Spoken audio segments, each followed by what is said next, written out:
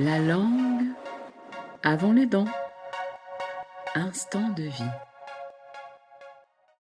Comme d'habitude, ou presque.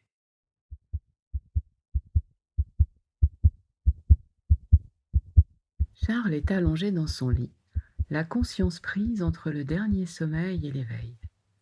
Il aimerait dormir encore, mais c'est à cet instant précis, dans cet interstice temporel éphémère, qu'une pensée dégringole sur lui et le saisit d'effroi. Charles ne se sent pas dans son âge. Il est toujours le jeune Charles qui attend d'être émerveillé pour grandir. Il sait que son corps a changé.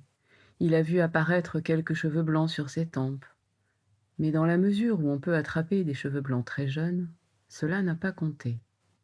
Il a considéré ce signe comme une fantaisie anodine, une petite nuance perdue au milieu de la masse de ses beaux cheveux bruns. En aucun cas, il ne se voit vieillir physiquement. Charles est terrifié face à cette évidence. Il est toujours le même. D'ici quelques minutes, son fils va se réveiller, l'appeler papa et débouler dans sa chambre pour le câlin du matin. Pétrifié dans le noir, il espère que, peut-être par magie, la sensation angoissante disparaîtra, qu'elle n'est qu'un reste de cauchemar. Mais elle demeure. Il se pense devenir fou. Le souhaiterait-il, afin d'échapper à une réalité bien trop brutale ? Non, bien sûr. Il a toujours désiré avoir une belle vie. Il a une belle vie. Une jolie femme, un enfant, une maison pour laquelle il a économisé très tôt.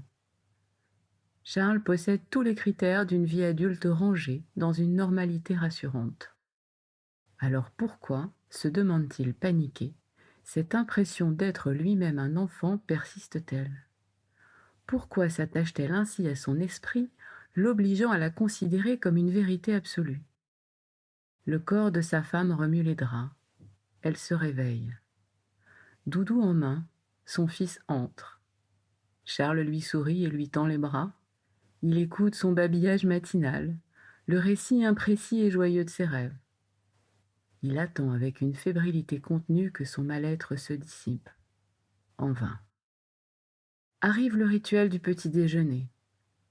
Il ouvre la porte du placard, prend un bol, puis le lait dans le frigo, les céréales sur le plan de travail. À chaque geste qu'il exécute, il espère obtenir la grâce des routines et chasser son émotion envahissante. Il regarde sa famille, attablée et tranquille, démarrer une autre journée. Il se souvient de ses parents, de sa sœur, de son père alcoolique, absent pour tout sauf pour les coups qu'il donnait, de sa mère froide et distante, éloignée par un travail qui les nourrissait tous, de sa sœur, qui disparaissait dans l'anorexie, de lui, qui les observait et rêvait en silence du jour où il leur échapperait. Que s'était-il passé depuis ces moments sombres, entre hier et aujourd'hui ? Peut-être cherche-t-il dans une vie d'adulte quelque chose qu'on ne peut avoir que dans une vie d'enfant. C'est peut-être trop tard. Peut-être a-t-il raté quelque chose. Mais quoi ? Non, ça ne peut pas être trop tard, s'affirme-t-il en panique. En même temps, se dit-il. Au moment où il la formule, cette locution adverbiale résonne pour lui de façon forte. En même temps. Comme s'il y avait bien deux temporalités différentes et juxtaposées. C'est ça, exactement. Il y a la temporalité qu'il habite tous les jours, sa vie d'adulte qui se voit, extérieure, et celle qu'il ressent, invisible, à l'intérieur. Celle du dehors évolue, elle est en mouvement, incessante. Et l'autre, celle du dedans, semble figée, en attente. Il craint de devenir schizophrène. Il se sent coupé en deux. Il est l'une et l'autre à la fois. C'est impossible, il faut choisir. À peine a-t-il mentalisé cette injonction qu'une angoisse lui serre le thorax. Ce serait être mort et vivant en même temps. L'enfant disparaîtrait étouffé par l'adulte. C'est impossible. Pourtant, il a l'impression confuse que c'est ce qu'il a fait jusqu'ici, en toute bonne foi. Il a tourné le dos à cet enfant qui rêvait le mieux pour demain. Vite, le temps presse. Il faut s'habiller et partir. Charles se demande de quoi pourraient bien être faites ses journées, en lieu et place de ce qu'il vit déjà, de ses habitudes à la maison, au travail, de ses rendus de projet, de ses réunions auxquelles il assiste sans être vraiment là. Il éprouve l'ennui de la répétition, des tâches quotidiennes à effectuer, sans cesse, comme s'il poursuivait la vie sans avoir d'autre choix.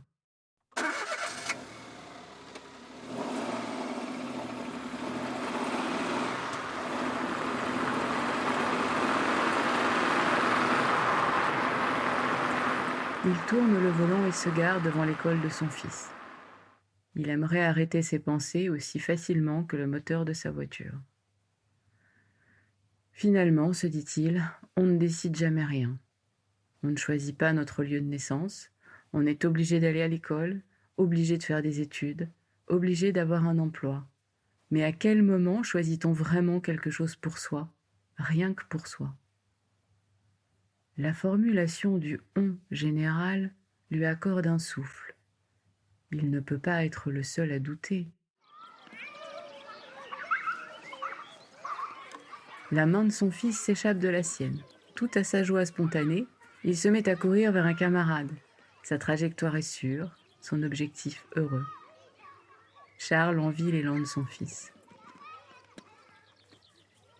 Il entre dans l'établissement et remarque une agitation inhabituelle devant la salle de classe.